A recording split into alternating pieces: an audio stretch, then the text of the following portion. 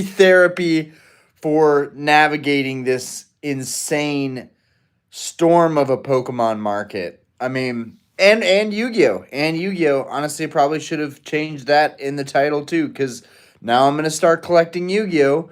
And that's kind of gonna go hand in hand with my content with Pokemon.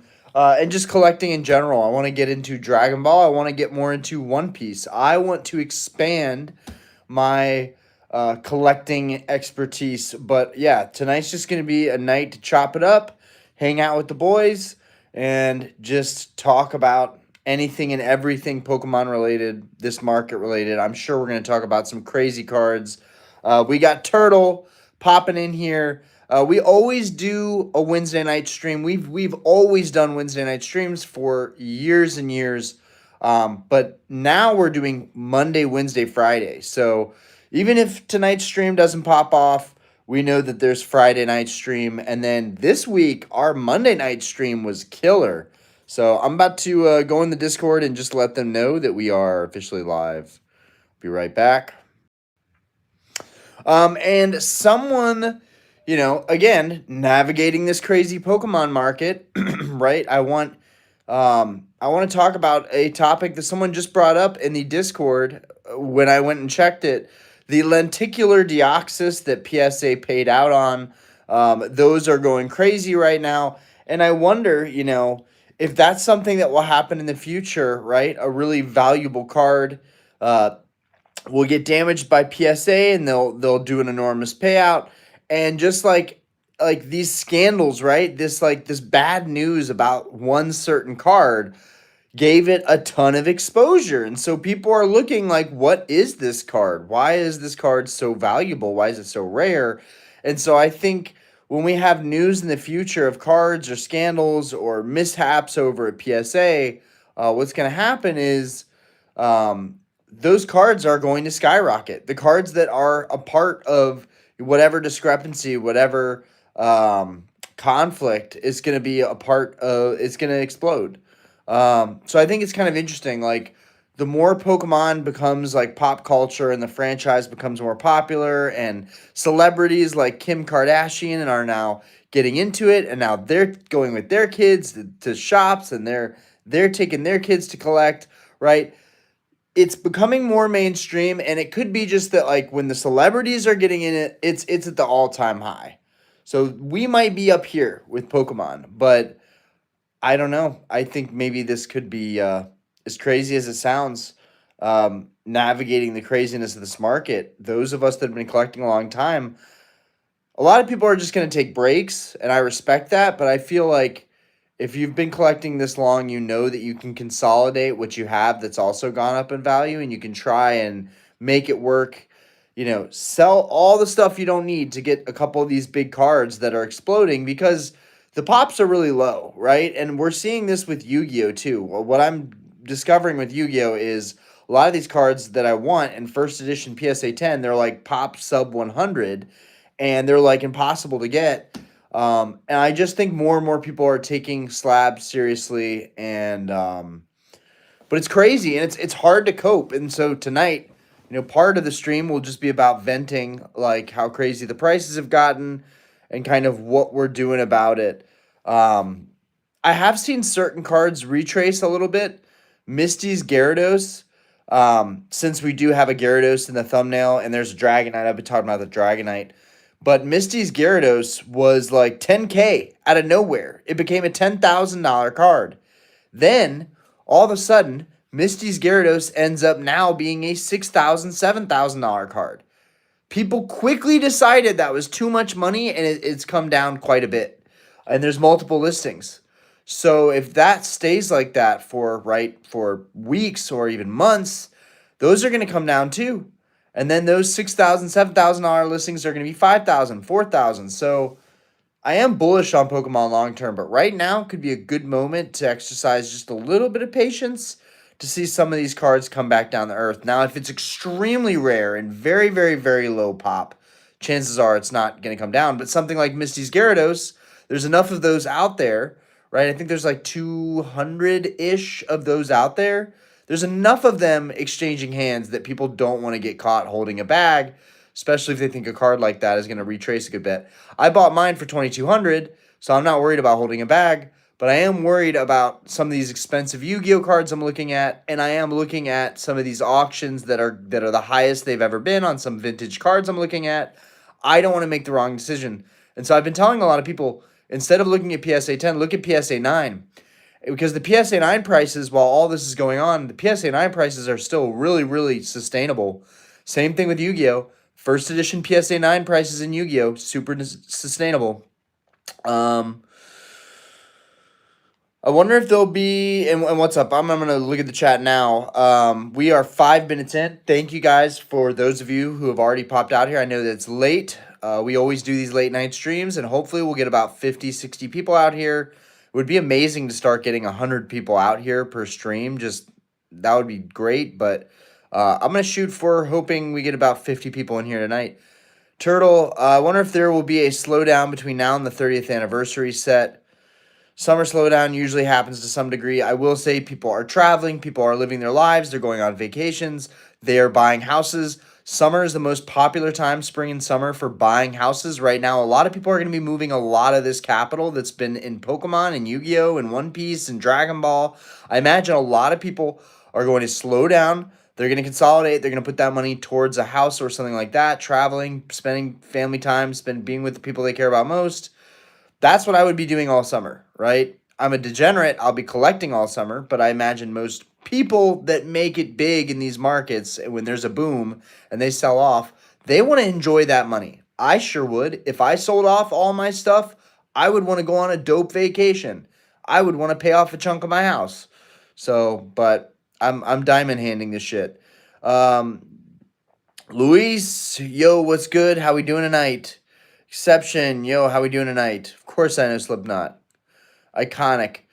Candle Steven, hi brother. What do you think of PSA 9 Shining Magikarp Japanese is worth? Last sale January 29th-ish. That's crazy. Japanese Magikarp Shining in a 9 hasn't been sold since January 29th? That's actually crazy. I'm shocked. I feel like a 9 in English is probably somewhere around $4,000, $3,000. So Japanese 1,500 to $2,000. That would be my thoughts just off the top of my head. Japanese, they printed a lot more of. The quality was a lot better. There's a lot of high grades of Japanese cards, so it could be even less than that. But typically for me, it's usually Japanese. If it's the same grade, it'll usually be half the price in Japanese. That's just like a vague overall answer to that. But again, I want to bring it up now that there's 20 people in here. How are you guys navigating these markets right now? Are you guys basically, are you consolidating all of your stuff so you can get a couple cards? Are we just we're holding on to everything? We're diamond handing everything. We're keeping our small little stuff, but we're also trying to spend whatever we can to pick up our grails, right? Like that's kind of what I do. I use whatever money I have coming in from work, whatever money I have coming in from YouTube, whatever money I have coming in from eBay sales. I roll that into new, bigger cards, but I still keep a lot of my cheaper cards because I think the market is going to go up long term.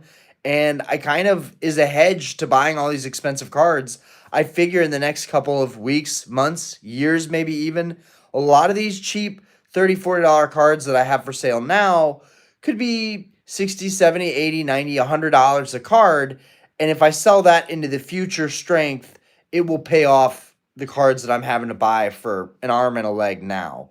I'm really trying to keep my inventory and not just sell stuff for a loss or break even on stuff just so I can buy bigger cards. I don't believe in that. I would rather spend the money up front to buy the bigger cards and then sell, my smaller, cheaper stuff later down the road when it goes up in value. But yeah, how are you guys I'm not sure if I articulated that well, but how are you guys navigating this crazy market right now?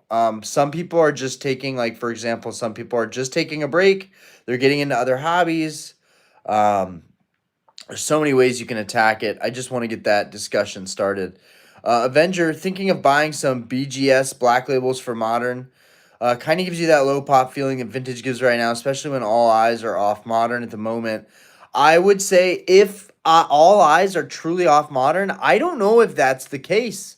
A couple cards that I still have to buy off my buddy that can sign with me. Um, and then these are some Yu-Gi-Oh cards that I'm probably gonna grade soon. But like the Evolving Skies Rayquaza, this guy is still moving up in price, right? I think that a lot of modern is still moving right now, and people are going in that direction because vintage is crazy. And I think black labels, to your point, black labels are really, really overpriced, in my opinion.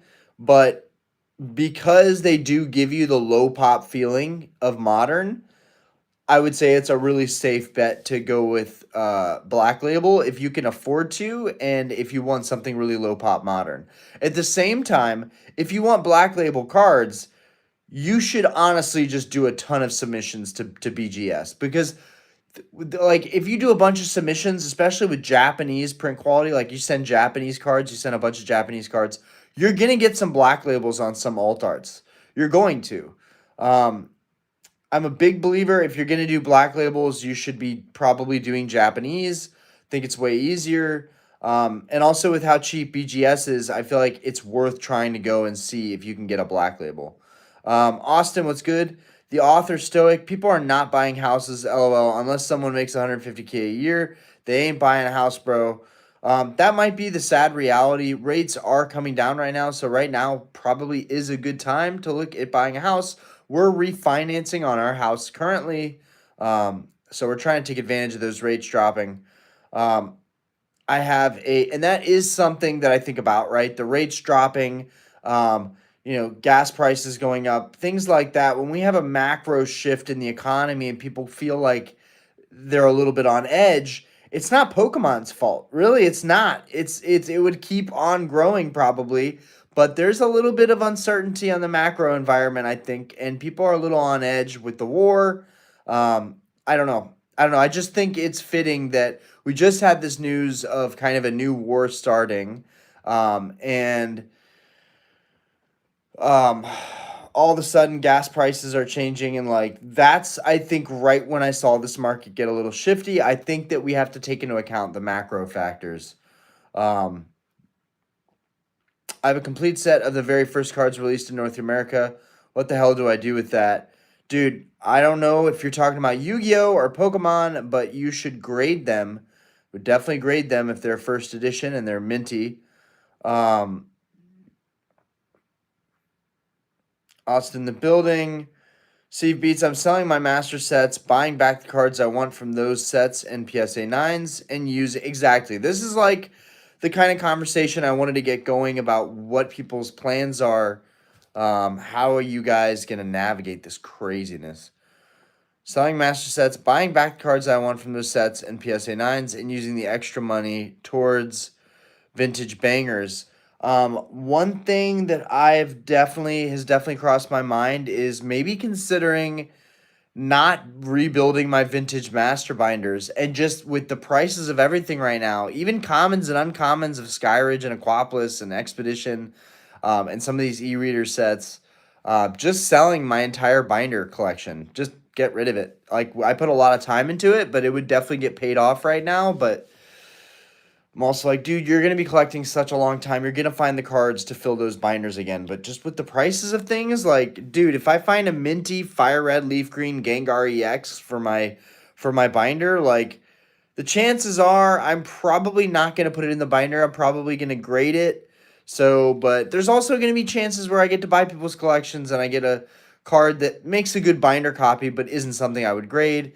So I'm kind of thinking I should hold on to the binders because they're still basically complete. They're just missing a lot of the hollows. Um, uh, I don't condone attention. Austin will moderate you. Believe me, he will moderate you. Gary, I navigate it with contact lenses. Let's go. Let's go. I would navigate with contact lenses too, but I always had issues like losing those and like storing them. Um, Puppy tooths. I'm new to collecting again. I just pulled out all my old ones and I've been looking at them. It's so wild to see the investment portfolio side of this. It is, the investment side of it is pretty crazy, but it's also amazing that you can pull out a bunch of your old cards if you have a childhood collection. That's a pretty special thing to have in this day and age. Hey man, how was work? So tonight I did not have work. I did not have to cover for anybody tonight. So I had the whole day off, which was really nice. We kind of hung out today. We didn't do much. We kind of blobbed. It was kind of nice. We spent some family time together. Diana's car, her Volkswagen Tiguan 2019, was not starting. It wouldn't turn over. So we spent all day stressing out about all the things it could possibly be. And then we had some bad news, which I could have dropped this in a video, but you know what? This is a good time to just get it out there, get it out of my system. We had a pretty catastrophic failure over at the bar. We have a really nice brand new event tent that's outside that we spent like, I don't even know, maybe like $1,500 on it. It's like a wedding tent for like events and shit, birthdays, just private events, whatever. And dude, the wind was so strong that came through Charlotte, like within a blink of an eye. Like we were right about to take the tent down. We just had an event recently. Um, in the blink of an eye, the wind just tore up the entire frame. Like the metal frame of our event tent is like destroyed outside. So that was kind of some crappy news about the bar, just because I worked my ass off over there, and like that was some extra money we kind of had in the budget to, to step our business up. And that tent was really, really good for events. And now it's gone. So we have an extra tent cover. So that getting ripped wasn't the biggest issue. The biggest issue is the fact that the wind was so strong. Guys, it bent the metal, like the steel frame of the tent that we have outside of the bar. It bent that. So me and my dad are talking about I'm asking my dad, can you help me like torch this back into place? Can we melt the metal and like bend it back into place? Because it's about 15 rods that we need to bend so that the tent is whole again. But we have a backup cover. So the company that makes the tents is not in production, so we can't buy replacement parts and we can't buy more covers. So, and at this point, I just want to build like gazebos made of wood because I don't want this to happen again. But yeah, that was some bad news from work. But yeah, I was off today. That was nice. And then Diana's car was having issues all day, and I was like, stop calling your brother for advice on our car. It's not their car. Stop calling them. We have AAA. We pay good money for AAA. We got it lumped in with our home insurance. Just call AAA. And so I told Diana, my wife, I'm like, call AAA. That's what they're there for. That's what we pay for. And, she's been really stubborn about it. But of course, she calls AAA. They come out. I'm like, babe, even if we pay a little more for a battery, I think it's worth the convenience that they literally come to you when your car is completely dead. So they came to us. They told us the car was completely fine, but that, it might still be a good idea to swap the battery in the future. Thanks for telling us something we don't already know. I wanted Diana to go ahead and just get a new battery, but she still is convinced that maybe she left a light on or something. But that car has been having starting issues the past couple of weeks. So I just, I don't know. To me, a battery, $300, you change it and your car's performance is greatly affected, right? A lot of weird stuff with cars is usually the battery. That's what I found with my cars. My cars are all older BMWs and Mercedes. So when the battery's weird and the car's electronics are weird and it's not starting over properly, 99% of the time a new battery fixes that. So anyways, but yeah, AAA's clutch. So we're dealing with that. But yeah, that was the day basically. I went to no, I didn't even say what we did. We went to the bar and I spent all day taking apart our tent that got wrecked by the storm. Who knows what's going to cost us to get a new tent like that? Probably like $1,500, another $2,000 that isn't in the budget. Again, why I love Pokemon. Pokemon is an investment that just seems like not only is it an amazing hobby to have, right? It's a great collecting addiction to fill your time with, but also it's a great place to park your money. Whereas our business, we put money back in our business. We bought this badass tent, and now the tent is destroyed and we've lost that value completely. Like that doesn't happen if you're involved in like buying like graded slabs, let's say, right? Like I don't know. I have dreams of having a card shop, being a vendor, but right now the getting is good, so it's easy to think that the grass is greener on the other side. Anyways, Turtle, Sword Shield, early SV are great investment opportunities. I could go either way. Turtle, what are your top cards in Sword and Shield and top cards in SV? Go. Top five. Top five. No, not even top five. Top three, because top three is gonna be really tough. Sword and Shield, SV, top three. Go. Everybody else can chime in. Go. Austin, not yet. Rates will continue to go down.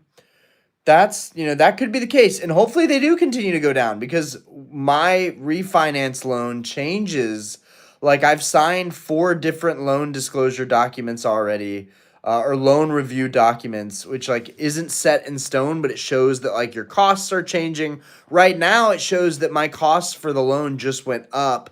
Our closing costs just went up from like 27K to 32K, and then my monthly payment just went from like 3,600 to 3740, basically, which is still less than what I'm paying now, but it's a lot more than our initial estimates. So I'm hoping what that tells me is that the rates are actually kind of pushing up a little bit. I think that they could potentially go back up soon. But I hope that the rates go down because our loan will adjust while we're trying to get it. We are the biggest exporters of oil now, so we good. Leo Henry, if World War III breaks out and your Pokemon cards drop to 0, how would you feel? That's a really great question, honestly. Honestly, I would feel like what I look like in the thumbnail. I would look very distressed. Also, shout out to Dr. Rocket for making that thumbnail. He is fucking cranking out the funniest, most ridiculous thumbnails. We have some funnier ones. I wanted to use the more serious, scary thumbnail tonight. Especially with all the tornado weather we just had over here in Charlotte, North Carolina. World War III breaks out. My Pokemon cards drop to 0. I would feel devastated. I would feel devastated. It would be the end of like so much time and effort. Like all this would be for nothing. Like I spent all this time on this channel, all this time collecting. Yeah, it would be horrible. It would be horrible. But at the end of the day, we would all regress back to, survival instincts. And like, I'm lucky because even with all this stuff, it doesn't mean anything. And I know better. I know that it doesn't mean anything. I'm just competitive and I always want more, more, more. I think that is a little bit of a human condition, right? Greed and selfishness. And, we've been collecting since the beginning of time, right? We've been collecting things and knickknacks since the beginning of time. This is no different. But most important thing is my family and my health. And if World War III broke out, I would grab all my guns and I would grab my family and hunker down somewhere safe. And I would just be happy that I have them. So as long as I have my family and my health, you know what? All this stuff can go to nothing. Right? Because if there is World War III, having money doesn't really matter. It's still World War III, right? Especially if it gets crazy and it comes to the States somehow. Everyone is screwed. That's the beauty of World War III breaking out. We're all screwed. The rich people are screwed. Well, they might be a little better off. They probably got some panic rooms and some bunkers and some stuff like that. But for the most part, we're all screwed equally. So I probably wouldn't be too worried about Pokemon. I'd be worried about a lot of things. Gas plays very little into the business economic of Pokemon, if you think about it, at least compared to most other industries. Okay, fair. I'm just saying, like, these factors, we got to look at every factor we can, and kind of look into what is. So every time there's been a massive boom in Pokemon history, every single time there has been a boom in Pokemon history, there has been a bust. And this is the longest time we've had kind of a booming type of environment. And there has been no bust yet, no real bust. So we are like way, way overdue for a bust. At the same time, Pokemon has never really followed macroeconomics. Like it hasn't ever operated in the way you expect it to. So it's really hard to gauge what's going on, but I'm definitely wanting to take into account any factors that might be affecting it right now, that might be causing some kind of slowdown right now. Just the world being fucked up in general, could that affect Pokemon? Um, when you gonna hit the sell all button? That also takes, the thing is, the sell all button also takes a lot of effort to list everything other than just shipping it all to James at Z&G Emporium. And like you could sell everything and then in a couple weeks see even more craziness. So I don't know. That's just, I guess, call it greed, but a mix of laziness and greed is why I still haven't sold really much of anything. Skate Posse, cash, OP in wartime, and canned goods. Canned goods I can agree with, right? Make sure you have your baked beans and your rice and your water, right? Have that if we hit wartime. Your Pokemon cards will be useful. In fact, in wartime, bulk Pokemon would be more useful because you could burn it. You could burn it for heat. Um, Even though it probably let off so many toxins from like the ink burning Pokemon cards. When you get I want your PSA 5 Gengar. Dude, I want my PSA 5 Gengar, which is like literally like probably gonna be the only reason I never get the Fire Red Leaf Green Gengar in a 9 or a 10, because like I'm actually like super nostalgic about that pickup. Like that was like, dude, the infamous trash bag collection. Dude, so many cards I got came from the cheapest trash bag collection I've ever bought in the entire time I've been collecting. That $200 collection is definitely the best deal I ever got. Yo, Dingus, how we doing? What's cooking? Big love from Australia. Yo, big love from the States. Always cool to see people from across the world pop in here. We really appreciate it. Skate Posse, Corefish bubble art reverses are the Playboys. Dude, okay. I'm with it. I'm on the Corefish grind, okay? I think Corefish is sick. You have only reminded me that I need another card that hasn't really been on my radar, but I am a huge Corefish fan and we need to pick up a Corefish Grail. What even I guess the Corefish reverses are really the best Corefishes there are. What are the best core fish? Arrow, bro, real question. Got a dude. And if you guys have any questions, shoot. That is the point of these streams ultimately, to have discussions, to have topics, to talk about life, cope, vent, free therapy, also questions. Got a PSA 10 151 Zard. Sell at the recent high before it dips. Yeah, this is a tough one because it's a very high pop card. But I will tell you from experience, I pulled about 7 of them, 5, 6 or 7 of them. Um, yeah, I'm pretty sure I pulled about 7 of them. All of them got 9s, except one. I think one got an 8, actually. Yeah, one got an 8. One that I had, only one, got a 10. So do what you will with that. That was my experience opening 151. I feel that the Charizard in 151 is actually really tough to grade. Despite having a really high pop, I would hold on to that card. I think that it has a lot of potential. Short term, maybe you could sell it, buy another at $1,000, buy another at $900, buy another at $1,100, buy another at $1,200. It's possible, right? But it is a 10, right? It is a 10. Those are going to move probably before the 9s do, and the 9s have moved tremendously too. I mean, 500 for a raw copy of 151 Charizard, it's crazy, y'all. It's crazy. It's absolutely wild. I would hold on to it. If you have something else that you really want to roll into, especially something vintage, something that's really hard to find, you can find another 151 Zard.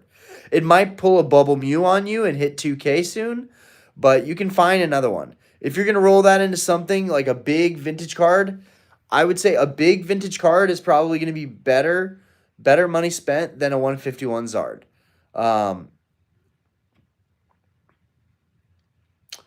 Pro Ather, how we doing? Spinam, how we doing? Um, Skate, I do have a fixed mortgage. I know a lot of people have adjustable rate mortgages. I don't believe in the ARM products. I think the ARM products are scams, and I think that they are made to trap you into what will inevitably be a higher rate. Um, I only believe in fixed rate mortgages. Now, everybody has a different situation. Some people can play the arm beautifully, right? They get their lower closing costs, they get a low rate for the first 5 years or whatever, how many years they do the arm plan for. I think you can do 3, 5, and 7, maybe 10, maybe even 15 arm. But some people will play it where they get such a good deal for the first couple of years that they basically plan to pay off the vast majority of their house in the first couple of years. And then even though they're paying a higher rate the last couple of years, they have so little left. They're mainly just paying a lot like principal on it. I would just go with a fixed rate though. But yeah, the ARM product can be good. Anyways, Sword and Shield, maybe Gengar V. Gengar, I knew you were going to say Gengar V Max. I'm guessing Lugia V. Giratina V. Oh, you didn't say Lugia V. I'm shocked. Giratina V. Definitely agree with you on Giratina V. Ray V Max. Definitely agreeing there. SV Groudon. Okay, I'm with you. Charizard P Fates. We will always disagree on that. I'm going to go with the Bubble Mew. And then the Magikarp. I would agree with the Magikarp. I would say Magikarp and Bubble Mew. And I would probably pass on the Groudon and actually go for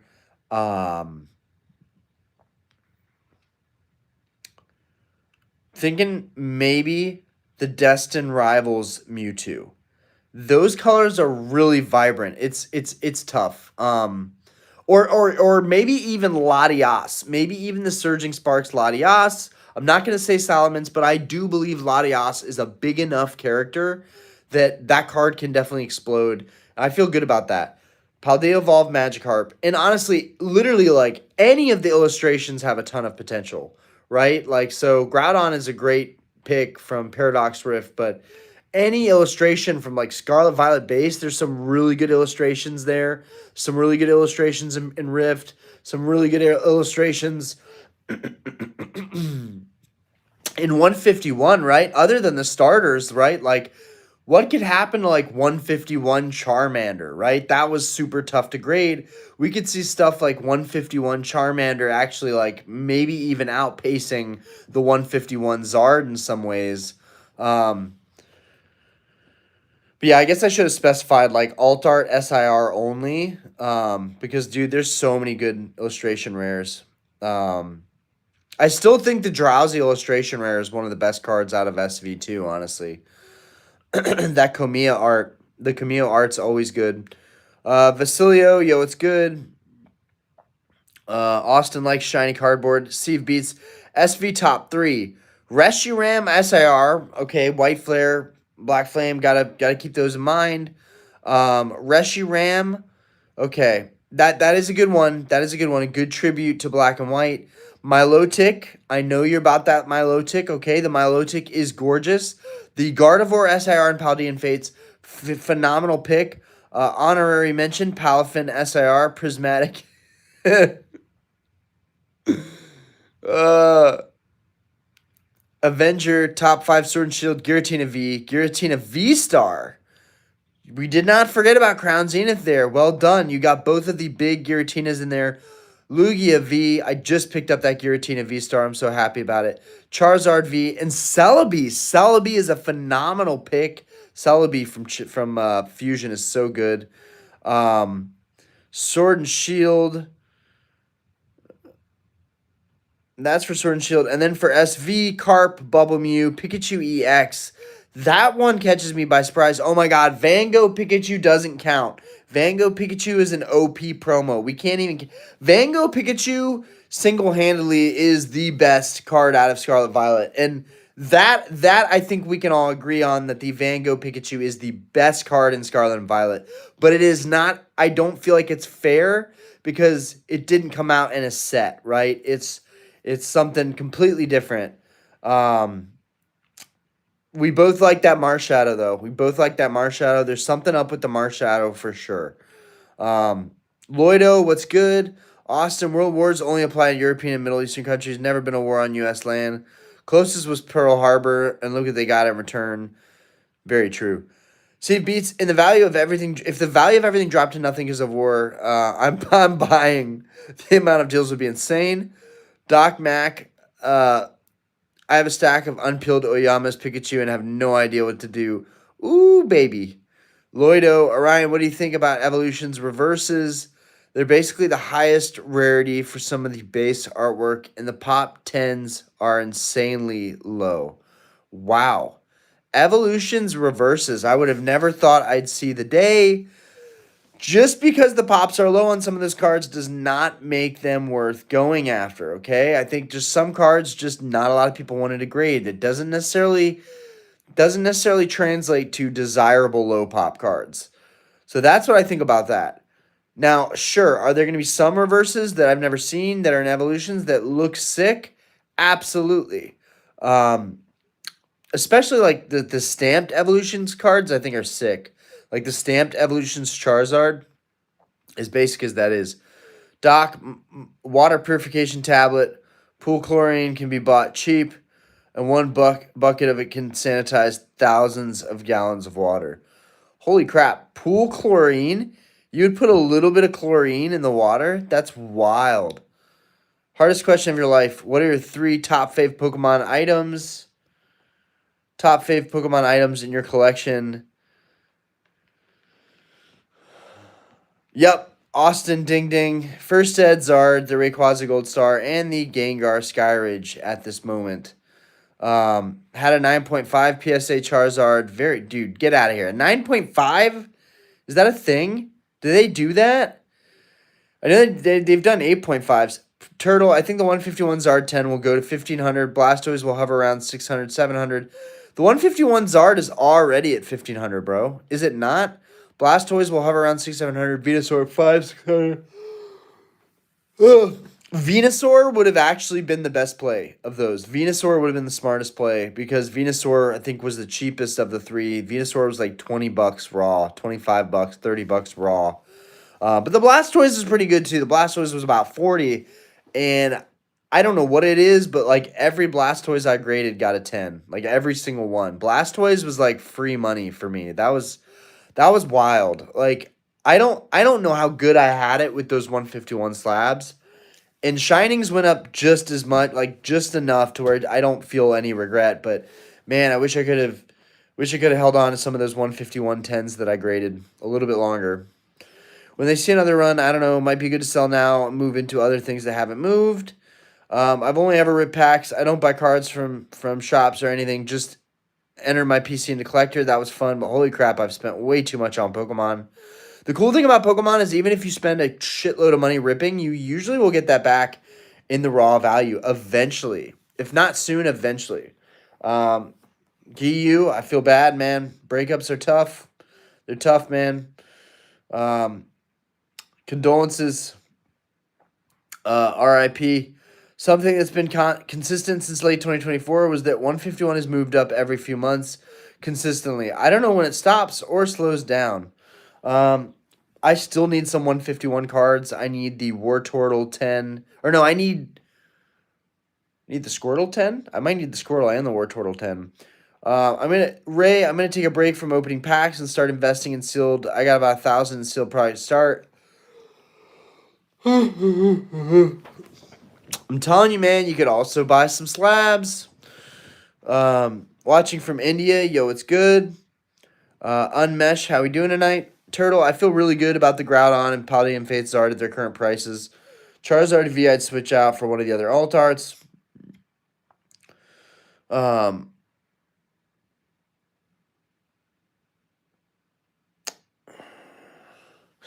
Don't get me started on Prismatic. Coops, yeah, Cyrus Man, the myth, the legend, yo, it's good. Tobias, yo, it's good. Jukum, yo, it's good. I do a Kriazard. I think Prismatic singles could run up hard throughout this year. Shiny Magikarp Japanese PSA 9 last sale January 31st, 2.6K. US value now opinion. Damn, 2.6K. So it's up there. It's like very so yeah. Yeah, maybe 3K, maybe 3.5. Japanese might be moving. I need to pick up some more up.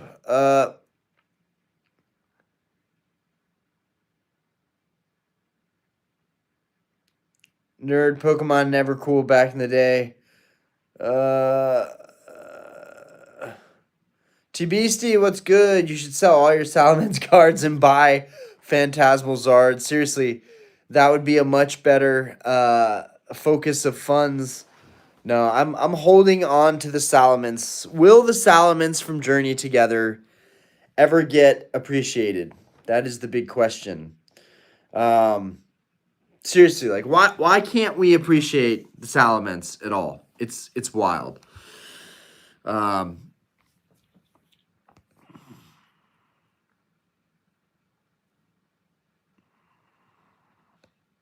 I mean the 151 will go down. They're currently higher. Damn, 151 Zard is more than 1,500. Is it like 2K right now? Nicky Nick, I'm not selling. I'm not fucking selling. Did I miss him clapping his hands? I did not clap my hands. That I did not do a video today, which is also why I was like, my wife was like, just come to bed, and I'm like, no, I'm gonna do a stream. I'm gonna grind out, dude. Whenever I think like, dude, there's no point for me doing a stream, I always end up wrong. So it's better safe than sorry. So yeah, we're doing 3 streams a week, which means I might be doing less videos than I normally do. But let's play it by ear. I wanted to make a video today, but we had way too much going on today for me to make a video, unfortunately, even though it was my day off. Yo, did I miss him flexing the Yugi? No, we did not. We did not miss any of the Yu-Gi-Oh! So Yu-Gi-Oh! Wise, here's some cards that I think could grade well. These look like they're all like 2010 to 2017 reprints. But these are the last 3 of my friend's consignment cards who left me. I just have to scoop these up. This Kingdra is making moves right now. I swear, I thought this was like a $200 card. It's like pushing $300-$400. So the Rayquaza VMAX is also on the move. I really need to fucking snag this card quick because this thing is moving right now. It's like 1,700 right now. Jesus.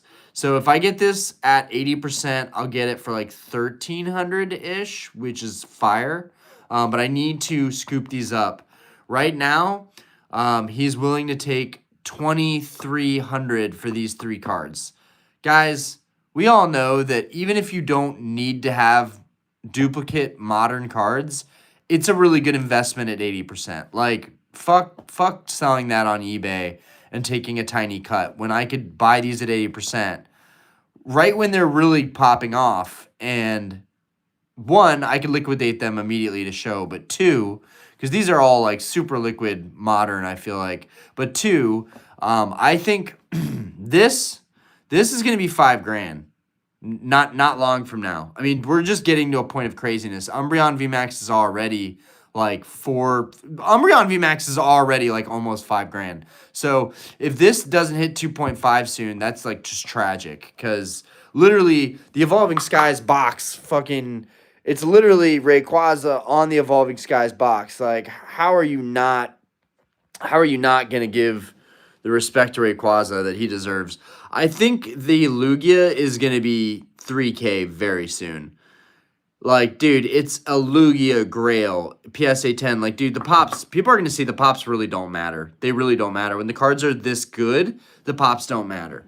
And also, when the cards are this relevant, the pops don't matter. Like the thing with Vintage, the problem with Vintage is, like, everybody knows about it now, but as newer collectors come in, Vintage just isn't going to be relevant, right? So that's where Vintage is losing, is that the relevancy, it's getting further and further out from being relevant.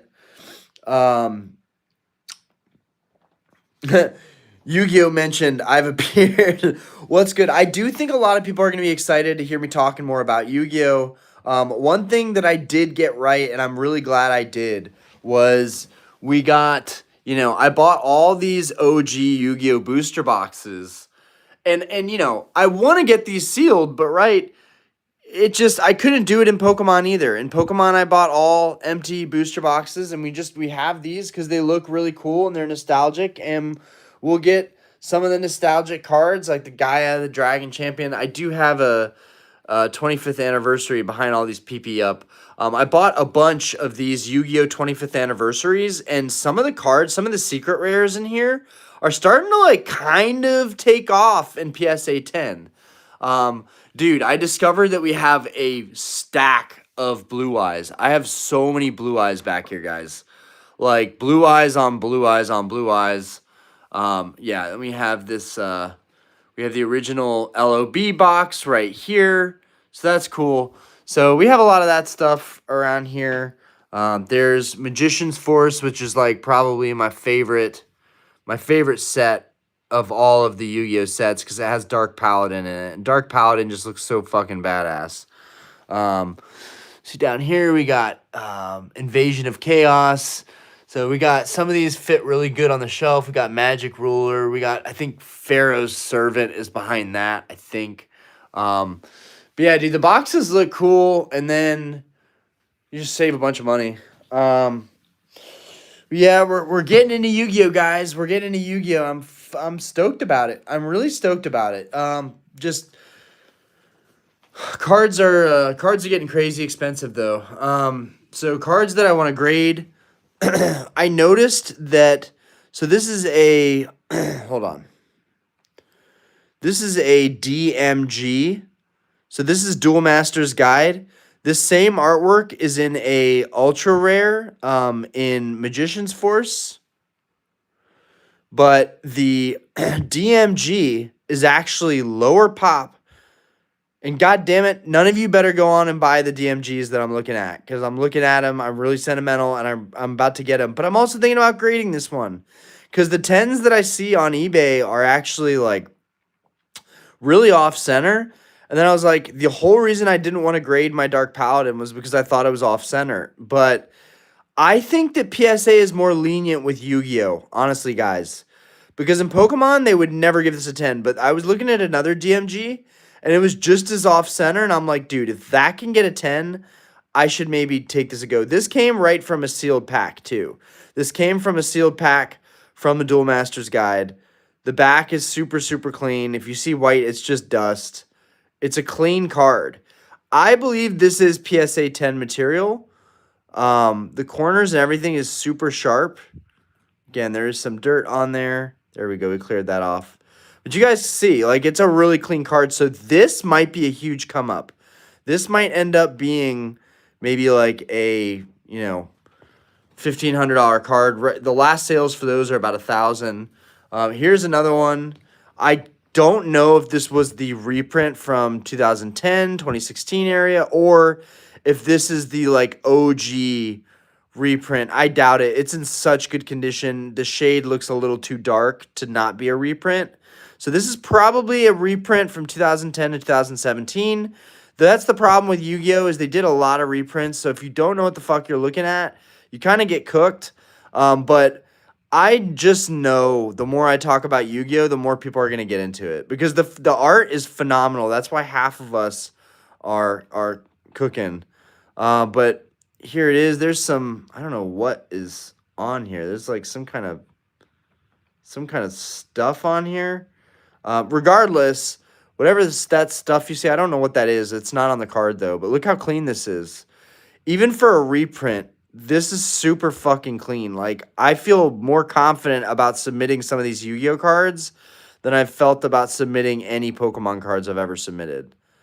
So, super, super clean. Really nice LOB. And then I have two Trihorn Dragons, which the Trihorn Dragons, have got to be reprints because they're too fucking clean. None of these are first editions. All my first edition cards are like totally cooked. So I'd be more interested in sending some of the unlimited copies. But dude, I love Trihorn Dragon. And honestly, dude, these unlimited copies are minty. They're minty. Look how clean that is. These look like they're ready to go. So yeah, I feel really, really good about some of these. And that's literally like I sorted through stacks of Yu-Gi-Oh! And the only thing I could come up with was these 4 cards, right? I went through all those blue eyes. The only thing I could come up with was these 4 cards. So, and this is a really nice little lineup for a grader. They're not going to be like, oh, this guy's sending way too much heat. They're just going to be like, oh, we got 4 very basic cards here. But each one of these, if graded PSA 10, would be a really cool thing to start building my Yu-Gi-Oh collection. Hold on, let me catch up with this. I appreciate you guys. Oh my god, dude, I'm so far behind. I love you guys. There's so much I gotta catch up on. Oh, dude, 37 people. Yo, thank you guys. Yo, we're popping off on a Wednesday night, middle of the week, late at night. 37 people in here. Thank you guys so much. We're not even an hour in. We might do this stream late. Dude. If we can end up with 40, 50 people in here, we'll end up doing the stream later. Okay, so we stand with Salamence. Turtle, early SV sets, base Palladium Fates go out of print in April. Next April, it's Temporal Prismatic. Okay, so base to Palladium Fates, we gotta work with. Listen, it will get appreciated, just only by you. Ray, what is your fave plush? Oh, dude, that just made me realize my daughter keeps stealing all the plushies out of the game room. And it's like, isn't that what they're for the kids? Come on now. No, but dude, I love my plushies. My favorite one that we got recently is the Venusaur. Dude, the Venusaur plush, they built that thing so quality, like the flower and everything on it, so quality. I would say probably the Gengar plushies. So this Gengar over here, this little Gengar right here, that one's actually from Japan. Like, my buddy went all the way to Japan, and I'm not going to say he picked that Gengar up just for me, but he found that Gengar. He knew I was a big Gengar fan. We picked that up. So just all my Gengar stuff. I like my massive Gengar plushie up here. It really tied this room together well. And then my little Gengar toy over here. But I like the Jazzwares. Like, I don't know. I went on a Jazzware bender at one point. Dude, the Lugia is sick. The Blaziken's sick. I don't know. I like it all, man. I like it all. The Rayquaza Jazzware is like one of the best toys they've ever made. The quality on that thing is fucking crazy good. But yeah, I like Jazzwares. I got a bunch of we got a bunch of older toys. I don't know if any. There's one. There's the coughing. Let's see if there's any old ones over here. There's the old Pikachu. You can just see the difference and like the old toys they used to make versus the stuff they make now. Like much deeper colors. Oh, down there you get a Venusaur and a Gyarados. I like it all, man. I like it all. To your point though about the favorite plushie. Yeah, none of them are in here, so I can't even look at any of them. But we got an Umbreon plushie recently. I really like that one. But probably my favorites are the Torchic and the Trico. I need to get a Mudkip because I played Gen 3 more than anything, probably. Oh, brother, when I work out, I stream. I put my exercise bike in front of my display. Nice. You find that Dark Paladin you were missing? Yeah. This guy. It's this guy right here. I gotta grade him. And honestly, I know it's off center as fuck, but the card's dumb clean. I actually think this card may have a shot at a 10. And either way, I still want to get it graded. Super nostalgic about that one. I might not get it graded though. If I buy it, that's the thing. Like, I'm like, dude, don't buy a 10. Like, that has a shot. It has a shot. They're more lenient on Yu-Gi-Oh. But with Yu-Gi-Oh prices going up, they might get more strict on Yu-Gi-Oh. Thanks, Toge P. Extended trading post. Yu-Gi-Oh mentioned. I've appeared. Oh yeah, these are old. Just wait till Evo is pumped again, and then the race set comes out. Top 3 overrated SV era Pokemon. Seismitoad, I like the Seismitoad a little bit. Sunbreon, a little overrated.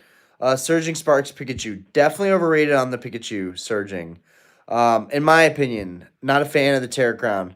and the booty look. Not as crazy as these vintage slab gains, but I held on to 40K of slabs I graded back in December, and they're currently at 65K. 151 doing most of the heavy lifting. Dude, still, like in this market, it pays to just be lazy. I've said this a million times. Umbreon VMAX will do better than Lovebirds. I need to get the Lovebirds, man. I need to get that card. Fuck, dude, you just reminded me. I really need that. Of all my tag teams, that is the most pressing tag team that I still need. And then I need the Espeon and I need the Espeon Deoxys and I need the Umbreon Darkrai so bad. And I have those on the shelf right now. Like I literally went into the shop and bought those raw. And they're clean. Like they're definitely nines if they were to get anything. I got the oh, that's Missy. Hey everybody. You guys can't see it, but I got the Espeon Deoxys back there, and that one also would probably get a 9. So I'm like, dude, I might just settle with getting some of my GXs and 9s. Just at least grade it myself. It's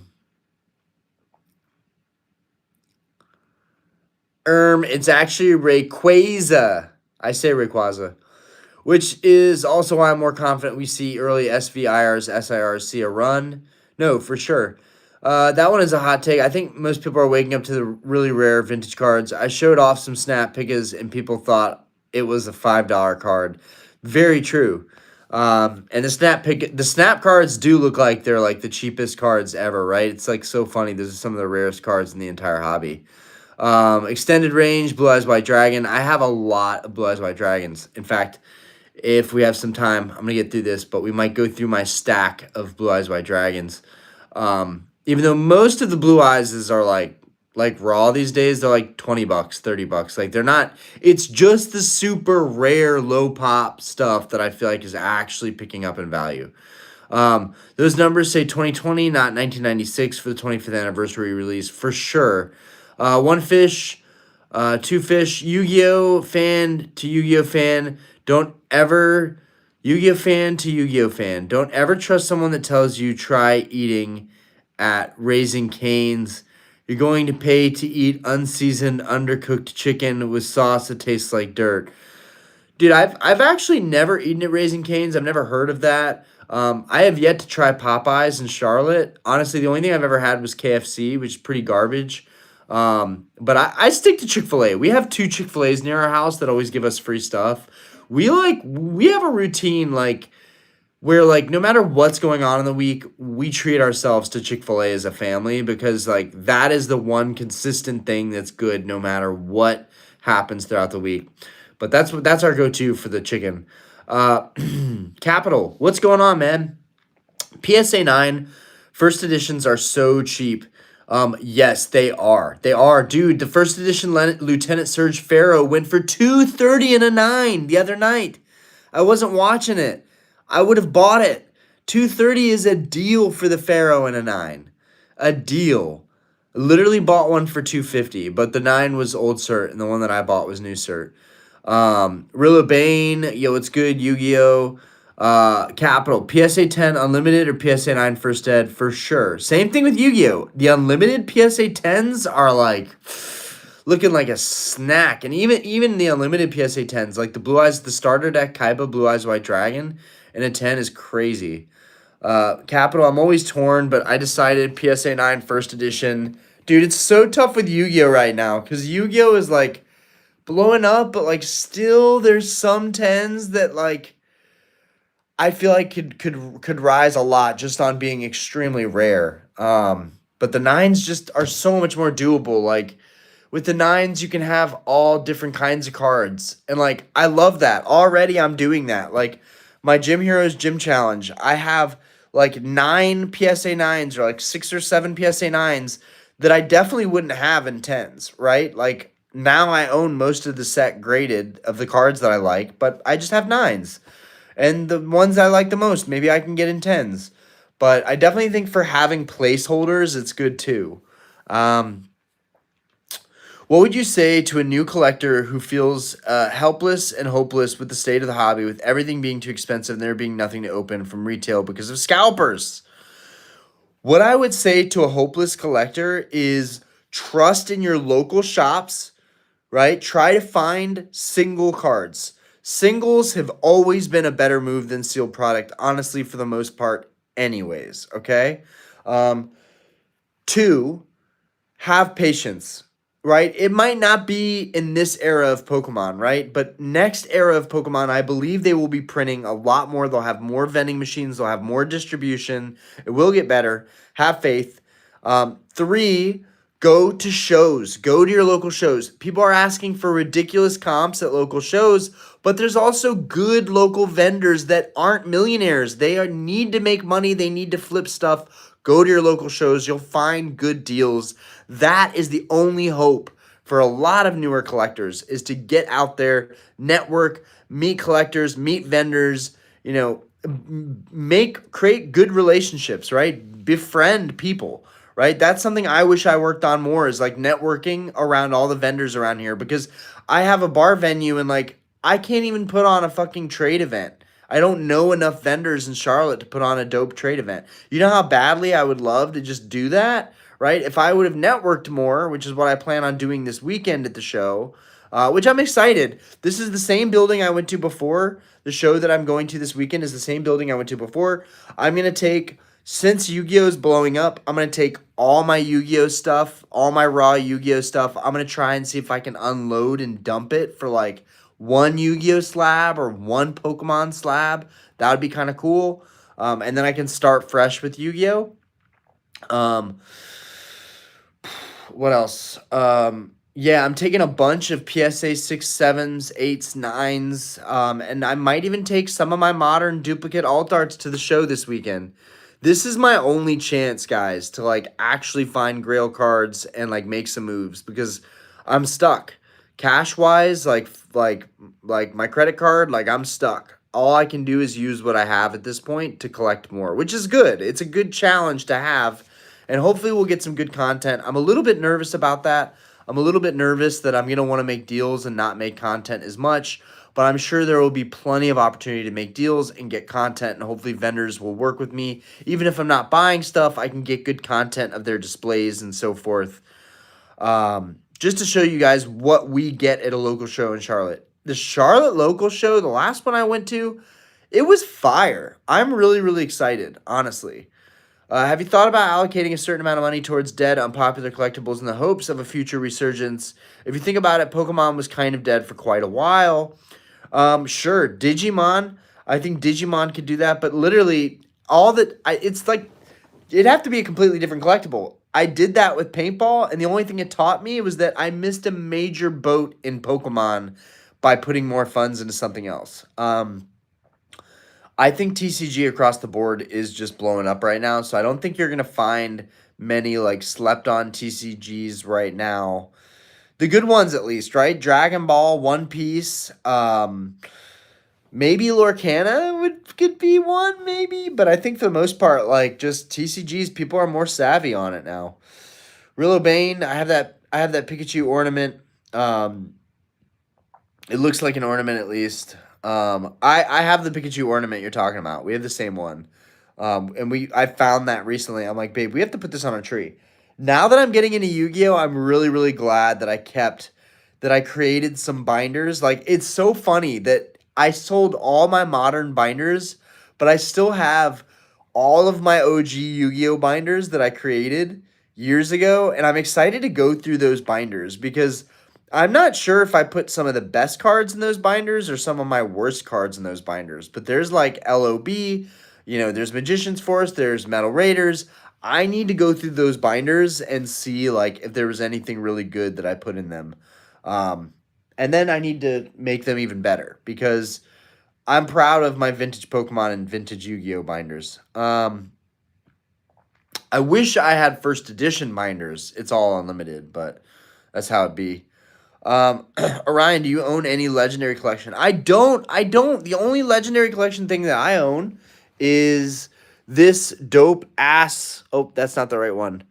This dope ass box, which is really cool, mind you. A mint condition legendary collection booster box. Very, very cool thing to have. I actually do have one legendary collection card right here. This legendary collection Dark Vaporeon. Also, these legendary collection lava theme decks, right? I could have some heat in the lava or the turmoil deck. I could have some heaters in there. I know there's the non-hollow legendary collection Charizard, but other than that, no, I don't have any legendary collection. I would love the legendary collection Charizard and a PSA 9. That'd be cool. Dude, I love the retro Pokemon toys. I appreciate that, Ray. Extended Leo Henry buy cheap slabs, low grade PSA. Yeah, you guys just helping out. You guys just helping out. Seeky Sleeky Skate. Are you high? No, I am tired. I am tired. People get that mixed up a lot. Trust me, if I was high, I wouldn't be talking like this right now. Like, this is an ADD mindset. You can't get this while you're stony baloney. See, if that Dark Paladin comes back at 9, let me get that. Okay. If it comes back at 9 and I have to get another one, dude, I got you. But also, to be fair, Dark Paladin is kind of like my favorite one. So if I was gonna keep a duplicate, it'd probably be the Dark Paladin. But we'll see what happens. You guys know me. I'm a hoarder. Uh, Chase, should I keep the card or should I sell it? Chase, if it has good centering, you should sell it to your favorite PokeTuber. Seriously, I want that Mega Gengar. Shoot a picture of the centering to the Discord. If you want to sell it, I mean, honestly, I can't even afford to buy that card off you probably. But that's a sick card, man. Congrats on pulling it. I would keep it. Personally, I would keep it. That's just me. I love Gengar. I would keep it, but honestly, if you're trying to cash out, I respect that too, bro. Like, cash out because you are the chosen one right now. Nobody pulls stuff like that. Yo, we just got our first super chat. Let's go. Let's get it popping. Let's get it popping. An hour into the stream, and we received our first super chat. Hold on. I gotta see where we're at right now. Hold on. ADD boys up right now. Let's go. Let's go. Dude, it's honestly sick. I feel so lucky that I don't have to get up in the morning. Like, doing these late night streams could definitely end up being like my strong point to YouTube, right? Not many people pop into them because of the timing, but I think when people get used to that, people who can't sleep are gonna pop out more of these. Um, okay.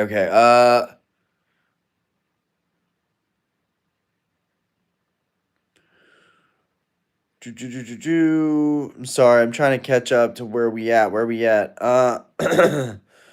Raising Canes is amazing.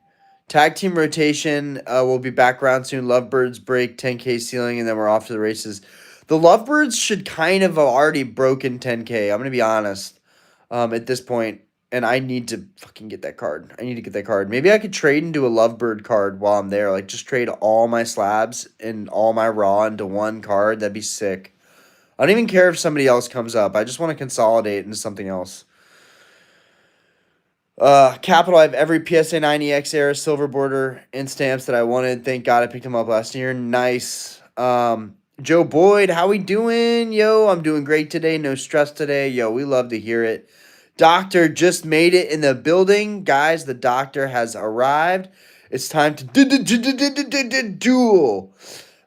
Turtle, I guess I'm not going to recover from that, guys. If somebody clipped that, I am afraid for my life. Let's see. Where are we at? No, but seriously, I'm going down the Yu-Gi-Oh rabbit hole. I've been looking at stuff all day today. I'm just fucking shook, guys. Like, the 10 promos are going crazy in PSA 10. Doctor, I know you have like fucking like dozens of those. Like, you must be feeling very good about your Yu-Gi-Oh collection right now. You built it up in just the nick of time, and it's doing so well value-wise. Turtle, I guess and honestly, Turtle, you should get into grading Yu-Gi-Oh, bro. You have a really good eye for grade. You know what's messed up, guys? Am I back? You know what's messed up? I've been talking for the last like 20 fucking minutes. I'm so pissed.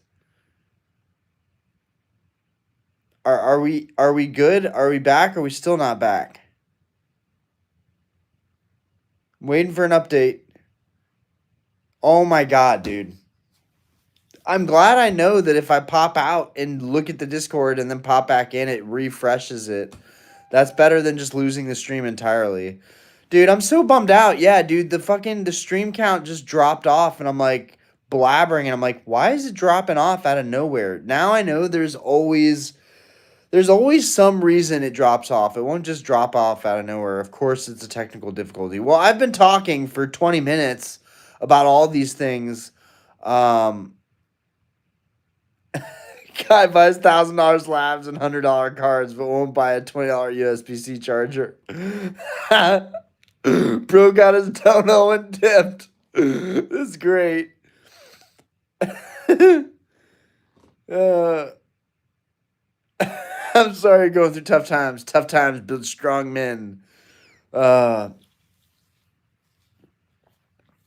I know. I mean, no, not that I don't know. I like my setup. I like my casual streaming setup. And you know what?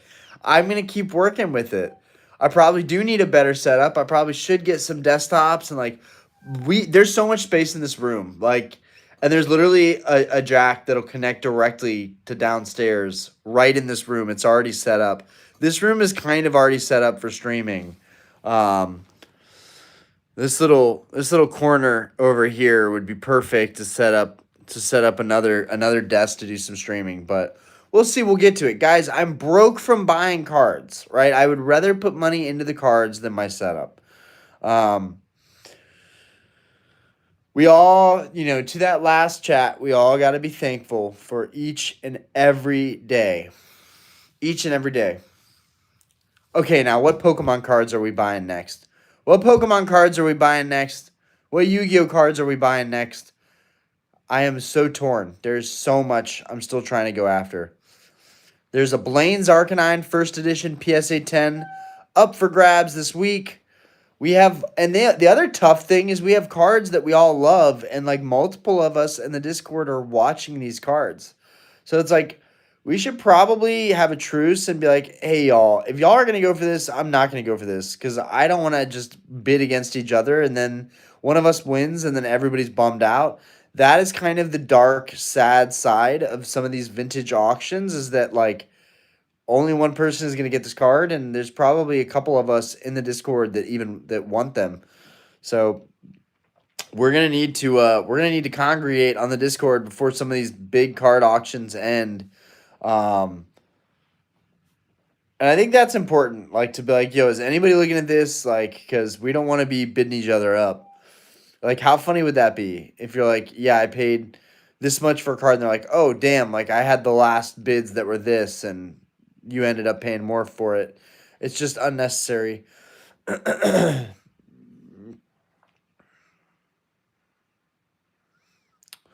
Dude, health is everything too. Health is everything. Um, Master setting is a sham, brother. Buy what you like and collect what you like. Don't let the designs of the company dictate how you act. That dude, dude, can I send that donation to Capital right now? Because he just hit the nail right on the head with that. That could not have been better said, guys. That could not have been better said. I'm going to read that again. Master setting is a sham. Buy what you like, collect what you like. Don't let the designs of a company dictate how you act. Brother, that was so beautifully put. Couldn't said it better myself. Steve Beats, I don't know, Danny Phantom does similar style videos, and he's doing pretty well.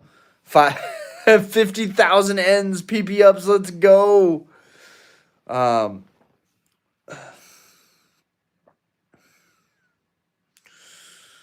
Simplified, Sun and Moon, alt art cards.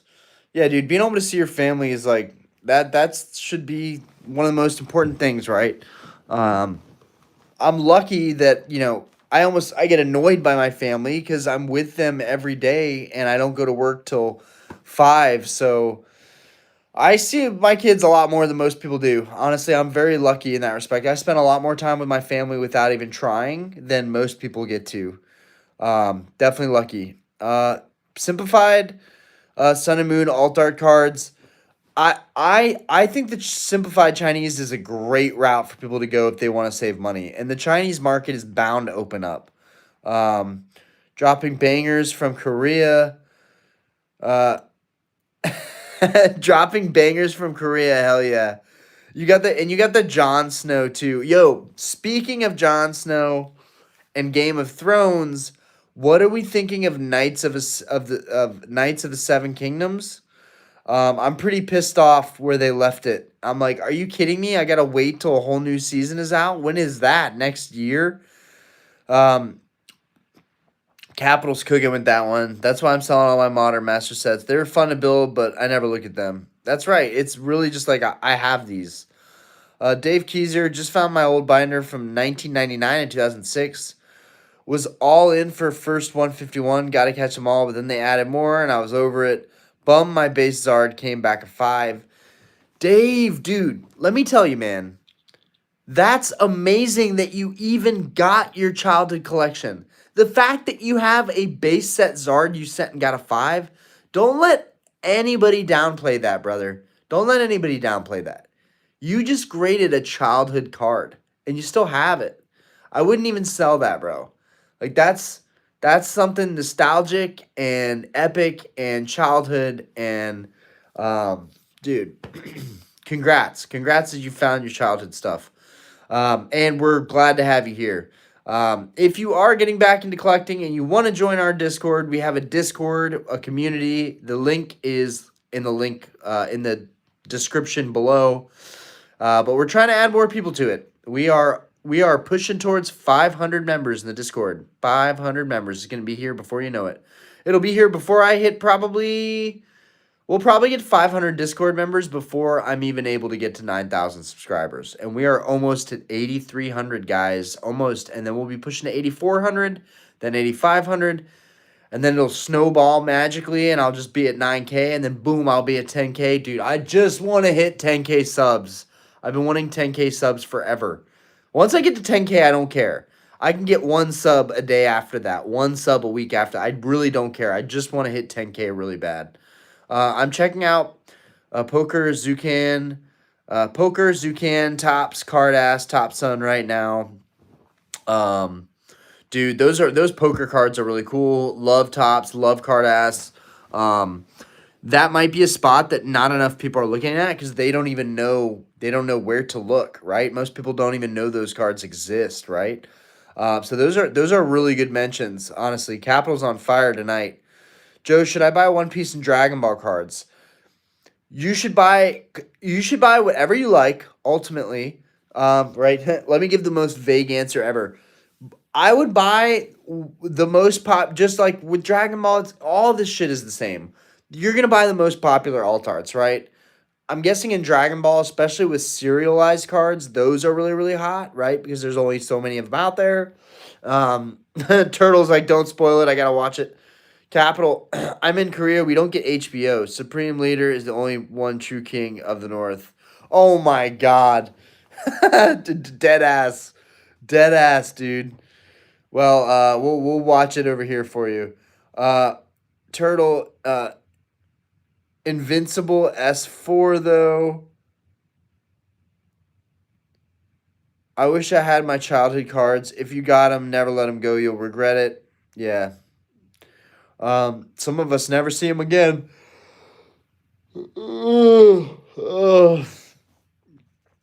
Hopefully the economy gets better for everybody. Ronaldo. Eddie, yo, what's good? Doctor, a friend of mine bought a serialized Vegeta for 15,000. Good God. Pokey Plug, yo, I'll be vending TCG Con this weekend in Charlotte. We'll be at the Park Expo Center. Pop out and let's make some deals. Yo, what's good? I'll see you at the Park Expo Center. Pokey Plug, feel free to join our Discord. We have a Discord that is growing every day. Feel free to join the Discord. And also, let's network, man. If you're in Charlotte, if you like to come down to Charlotte, I'm trying to put on, so I run a bar venue and like a bar music venue, and I'm trying to put on like a trade vending show once a month. I honestly, like once a year for sure, but once a month would be epic. And if people got used to coming out to my venue and knowing who I am, I feel like this could be a seamless, normal thing that happens all the time. And just my venue, Starlight on 22nd, becomes a spot for collectors, right? And I think it's perfect because it makes me think about like the Yu-Gi-Oh Starlight rares. So I just feel like it's perfect. Um, so yeah, we got a network, man. Um, I do like Naruto, Eddie, Doctor. Same guy told me that there's a serialized Vegeta. I think either one of out of 100 or 100 out of 100 that sold for mid five figures. Sheesh. The chef, you ready for Topps Pokemon 2026? Autos and serialized cards. Oh, hell yeah.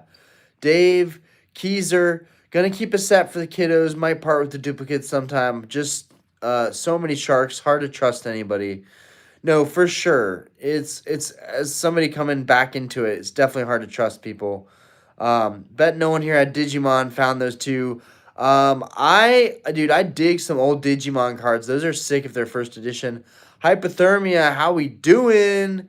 Yes, Super Saiyan 4 is the GOAT. Um, buy what you like in terms of investment. Feels like most of the survivorship bias take, to be honest. Duder, hello from the Fulmar Explorer seismic vessel in the Gulf. Nice. How to survive a hurricane? How do you keep your cards safe? Oh man, you're just cooked, bro. If a hurricane comes in here, you got bigger problems. Um, you should watch Invincible. It's such a good show. I'll have to check that out. Dave Keyser vacuum sealed them and put them in a waterproof safe. There is that. Capital Orion, I want to sponsor that card show / Red Bar. This is what meetup are called in the watch collecting hobby. How's security at Starlight? Dude, that'd be security at Starlight. I mean, there's cameras everywhere, but in terms of like, we don't have like bouncers or security guards. We've never needed them, but there's cameras everywhere. Um,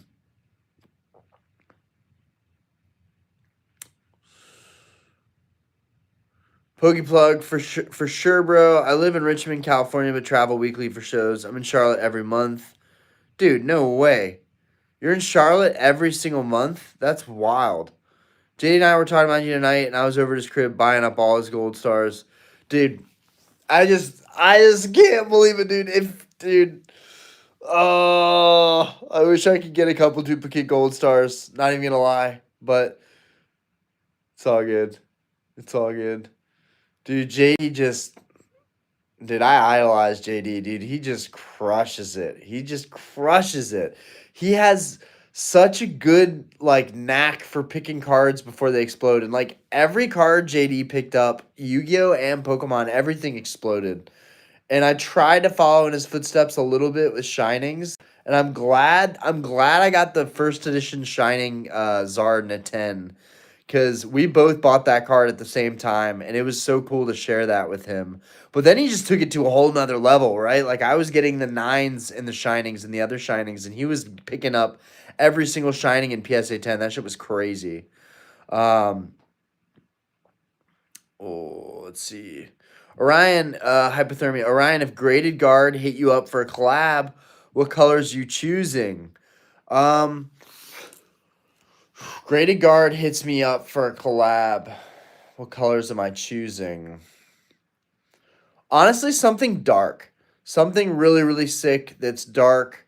Honestly, maybe like black, and black and clear glitter. I mean, there's only so many colorways you can do, right? I think like like neon pink would be kind of cool. Um, like kind of like the fuchsia guard, but like anything I can mention, I feel like it's already been done in some respect. That's why I like the nebula. The nebulas look really sick with the kind of like a hot pink and black.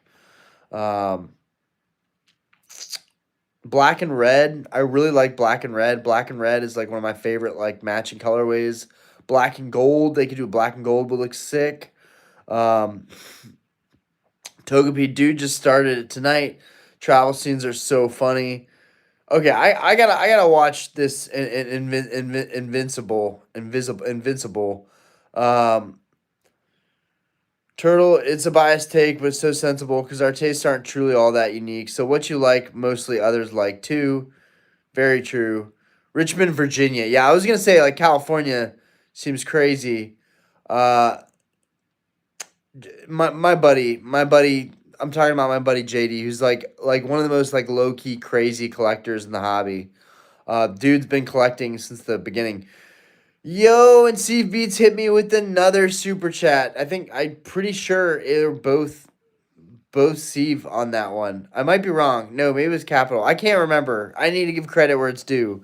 Um, Good night, bro. Hope everyone has a good night. Yo, I appreciate that, Steve Beats. He's sending everybody good energy. I appreciate that. Let's see. Um, Fuchsia, magenta, so good. Uh,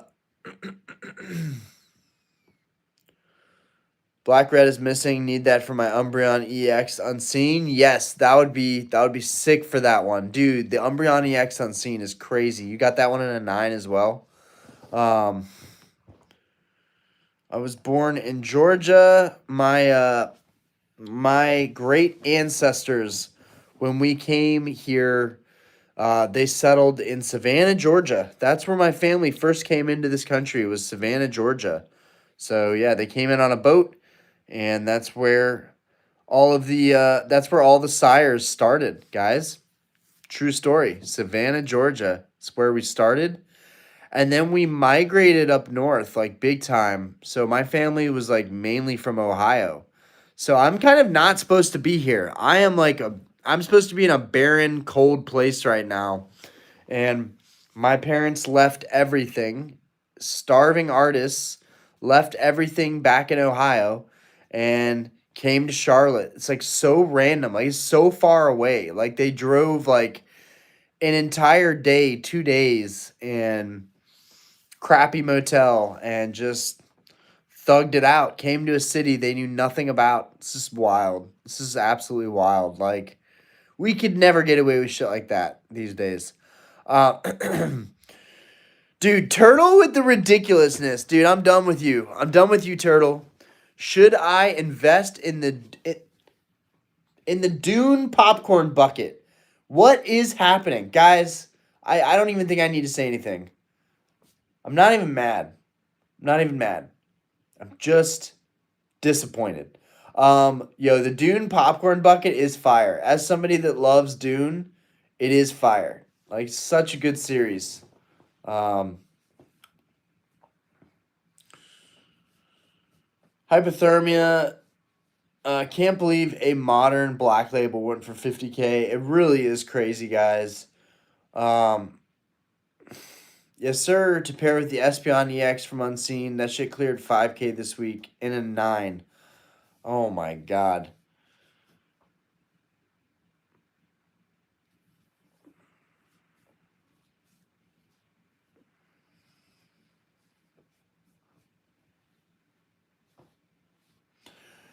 I think if you're gonna like the Espeon and the Umbreon, the Lugia is fair game though. I also don't like the Lugia that much. Um, but again, like if I had that card, it'd be nuts just because the board is crazy. But like I kind of feel you. Like that just seems like a bad animation.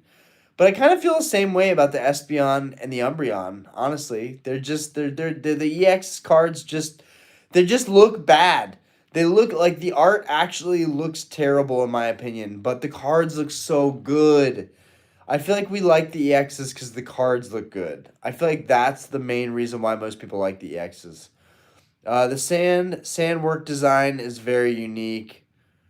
The sandworm design. Um, Hey, dude, you do you. You let us know how that investment goes. Ugh, that seems like risky business, though.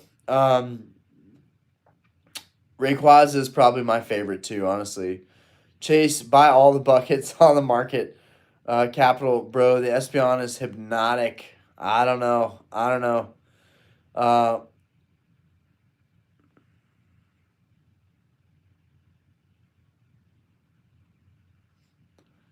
I don't know what's going on with this guy. This guy needs to fart or something. There's something up with this guy. I hope you find peace in whatever you're going through, man. Whatever it is, this too shall pass. This too shall pass.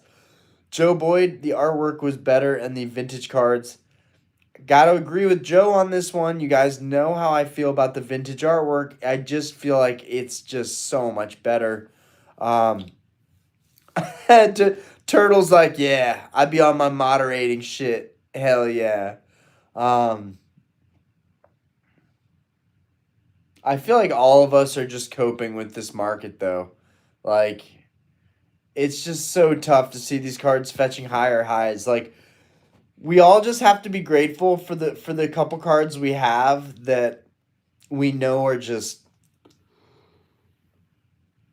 absolutely not attainable anymore for anybody, right? But it's sad to see at the same time because you're like, damn, that just means everything else that I'm going for just got harder to get to. So you can't do it all, you can't have it all. And maybe that's one of the best ways we can navigate in this market is just having a mentality that is you're not going to get everything you're going after. So so make a list, right? If you go to a show, make that list. And if you get one of the cars you're going for on that list, right? One of the grails you're chasing, you should be happy. We might just have to change our whole mindset as collectors as a whole. I will say, guys, I don't really want to end the stream. I think I could go for probably another hour, but my phone is dying. We have 10% battery left. So, with that being said, we are an hour and a half into it. I think we covered a lot of ground. I think we got a lot of time into it. I'm sorry, we're going to probably cut it a little short, but that was kind of the plan for me was to start doing streams for like 45 minutes to an hour, and we're still going way over that. Anyways, I do believe the vintage cards are king of the artwork. Anything that Arita or Sugimori touches, mainly Sugimori, I found that I'm okay with Arita, but I think Sugimori really is just my preference. My PSA 9 Shining Gary JP Neo hasn't had a sale for nearly 2 months. I don't know how to value that. PSA 8 did 4.2 last week. That's crazy. I really want the Shining Magikarp. There's a first edition PSA 9 Shining Magikarp up for grabs right now. I need it so bad. The buckets sell for $60 to $90, $1,000 a bucket in 10 years. Could be a play. Dune Part 4 maybe could be a play. I mean, if we know there's more Dune movies coming, I think that alone you could bank off of that, right? Like if like a multimillionaire has a Dune showing at their house, they're going to buy those buckets off of eBay for all their friends, right? Even though who is showing Dune at their house? Um, rich people, rich people. All of us. Honestly, bro, if my cars just stay at the same price, I'd be so glad as long as it doesn't go down. Um, Joe Boyd Project Hail Mary, dude. There would need to be a catastrophic crash for some of my stuff to go down. There would need to be a catastrophic crash, which is like when you're in so much stuff for so cheap. I don't know. It makes more worth it to sell now and lock in gains, but like there's so much upside, I feel like still, and the downside is minimal for me for a lot of cards. Um, Project Hail Mary is gonna be a great movie to watch. I've been needing a good new movie. Capital K140, just pick up a first edition PSA 9 USB cable, very affordable. Pew pew. Best of luck on the Yu-Gi-Oh hunt. A lot of fun movies are coming out soon. The Super Mario movie is coming out. That does look good. Um, okay, guys, real quick. Number one go-to sandwich, go. Number one go-to sandwich. Not a burger, a sandwich. It's got to be a sandwich. Your go-to sandwich, and maybe even why, okay? I think it's good to sometimes wrap these streams up with just a little bit of make us all think about some food, something comforting. Right after the stream, we play some video games, maybe make ourselves a sandwich on that wave. You hit me with the curveball with the grilled cheese. The grilled cheese, dude, that sounds so good right now. You're making me want a grilled cheese so bad. And like a grilled cheese is also so good. Just it's so good. It's so cheap. With some cheap bread even, not even like some nice sourdough. Like I want to use some cheap ass bread if I'm making a grilled cheese. Dude, you're making me so hungry for a grilled cheese. That came out of nowhere. Like I'm like, oh, I can withstand like seeing people put like a ham and turkey club or a BLT or you know, sub sandwich type shit, but like, dude, grilled cheese, that really hits the spot, honestly. Um, that really hits the spot. BLT always hits the spot too, honestly. Peanut butter jelly, always, dude. Peanut butter jelly. Poor man's paradise, dude. Always good. Always good. Dude, peanut butter jelly and hot dogs are the way of that's the American dream right there. Burger better. Well, I feel like we can't do burgers because burgers are too goated, right? You can never pit a burger against a sandwich. A burger would win every time. Just like a cheeseburger with some bacon on it, or maybe some onions, tomato.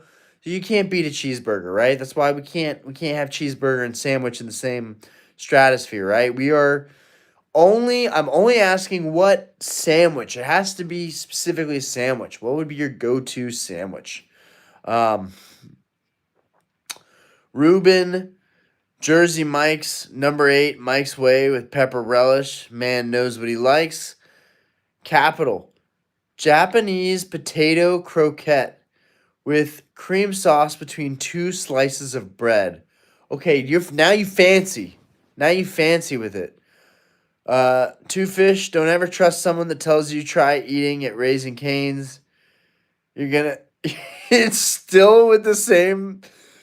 You said that earlier. You're gonna pay for unseasoned, undercooked chicken with a sauce that tastes like dirty lettuce.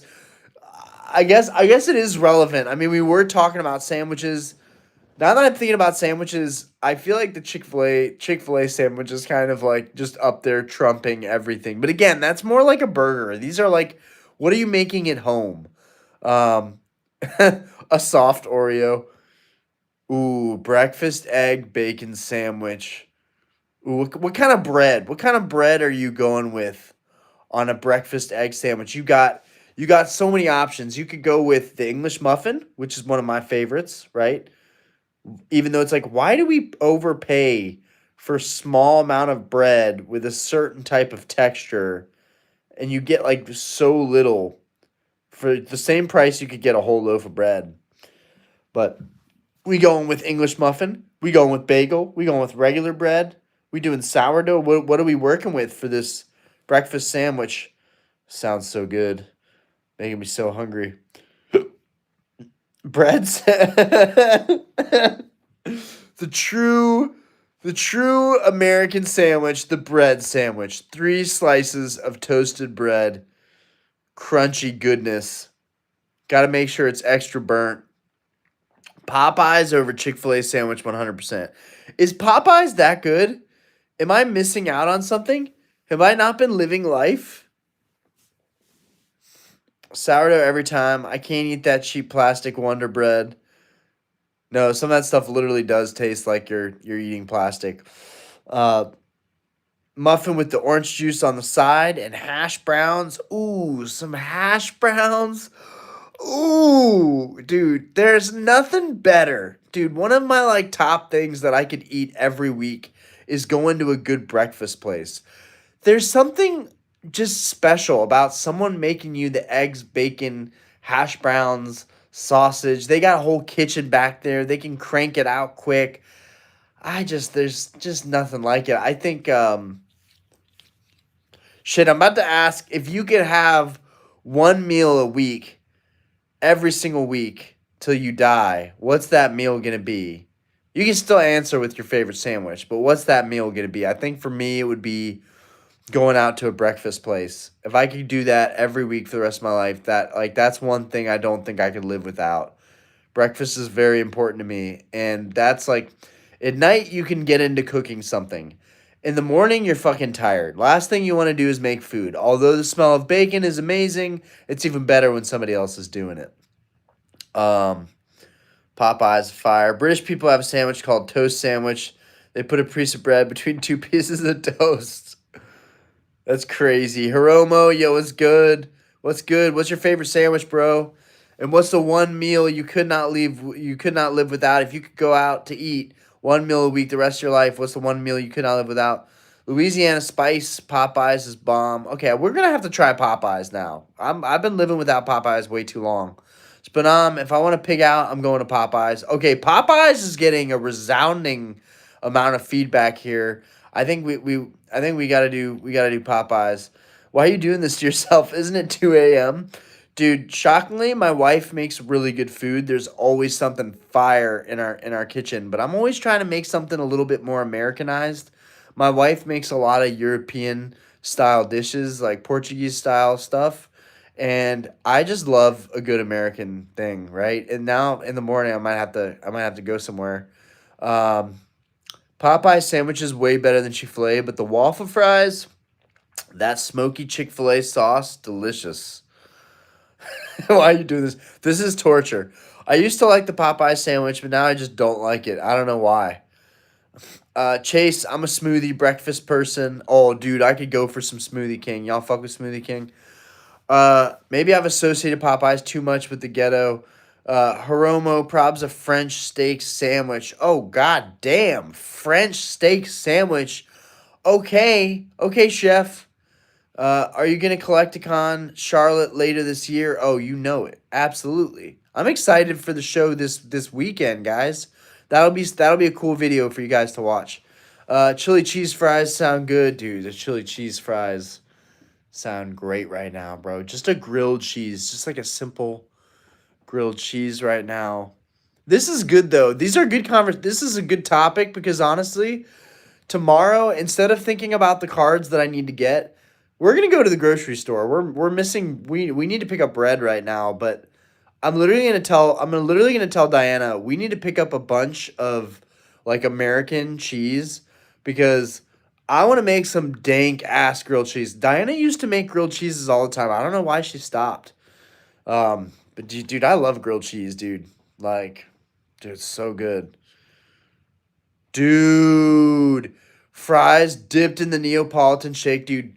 Fries dipped in any milkshake, dude. A chocolate banana milkshake with some French fries. That's the thing. Like, that's the type of shit that like,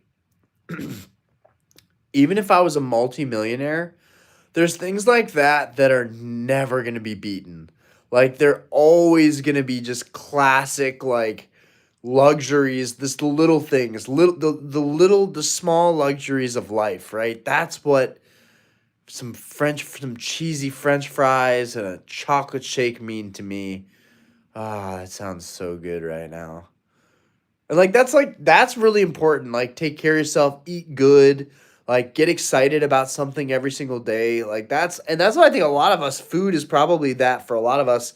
And a lot of us are also trash cans, right? We eat whatever and we probably don't think about what we're actually putting into our body. Not even like in a nutritional way, but in like a intentional eating way.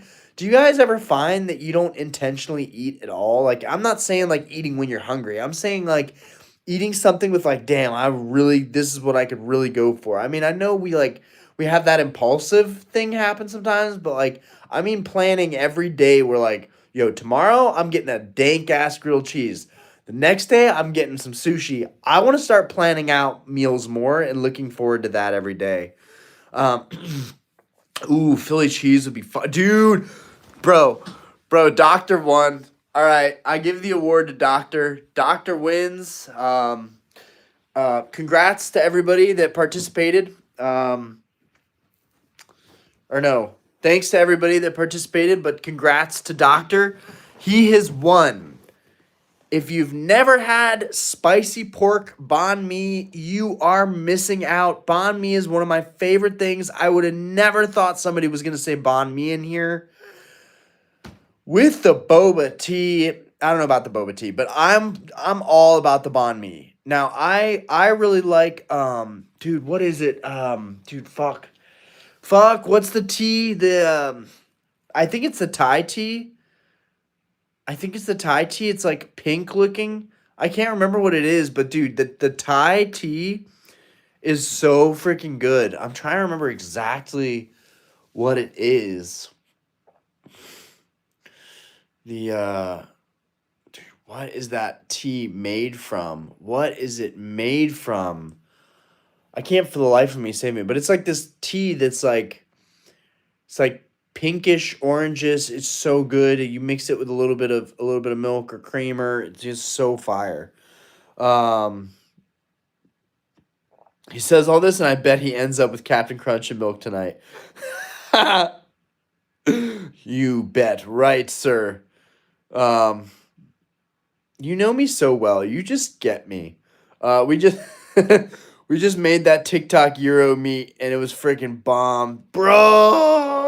Dude, a Euro would be so good right now. A Euro would be so good. I'm fucking dying. I'm fucking dying. Yo, fuck my colon, dude. Fuck my colon, dude. I want garbage, dude. I'm 31. It's all downhill from here. I want garbage. Food is poison though. We get hell of poison in the food. If you don't want to throw away the food, even if you're full, and force yourself to eat, you're just using yourself as a tragic. I always bring home food from catering events at our bar venue, and I always feel bad that I eat it because I'm like, dude, you're doing well enough. You don't have to eat this. Like, you could toss it.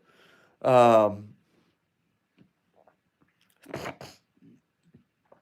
uh, Thai tea. It might just be Thai tea. It literally might just be Thai tea.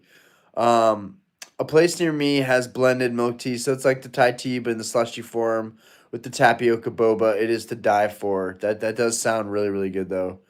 Pork banh mi has a lot of jalapeno, cilantro, and peppers. The pork is charred, and there's some liver pate on it. It's making me salivate. Yeah, you're making me hungry right now. You're making me hungry right now. Uh, Okay, guys, it is time to forage and pillage downstairs in the cabinets. It's been a fantastic stream. We're right on time. Thank you guys so much. We're about 2 hours in, and we got 3% battery left. So I'm going to go play some Battlefield right now and waste some time. And I'll see you guys tomorrow. And thanks for everybody for popping out of the stream. Turtle is just weird. Turtle is just weird. I'm ending the stream and it's like, not gonna lie, I just get the egg bond me. Just straight egg. Just no meat. Just straight egg. Bro, it's weird. Bro, it's weird. I'm just kidding. I'm just kidding. All right, night everybody. I'll see you guys in the next one. And obviously, if you haven't joined the Discord, join the Discord. We'll all be in the Discord after this every single time. Peace out, everybody. Thanks for the super chats, guys. Thank you for the donations. Every bit counts. You guys know I'm well off, but still, every dollar counts. You guys know I have a spending addiction. Anyways, peace.